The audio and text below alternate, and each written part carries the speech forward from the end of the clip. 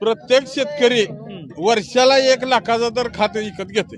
बरोबर आहे. त्याला लावली तुम्ही 18% जीएसटी.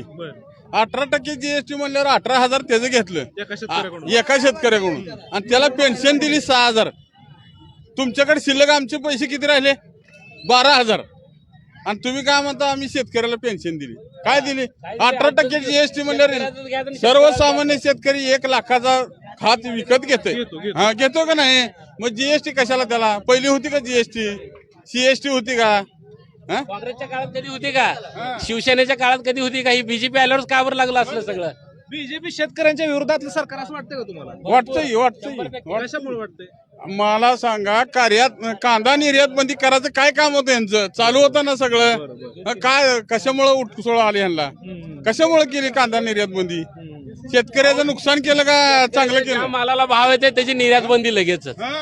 मग का उपयोग आहे त्या सरकारचं घेऊन? शेतकऱ्याची मातीच करायला लागली त्यांना. त्यामुळे परत काँग्रेसकडे दुधाला भाव नाही. गाईच्या दुधाला काँग्रेस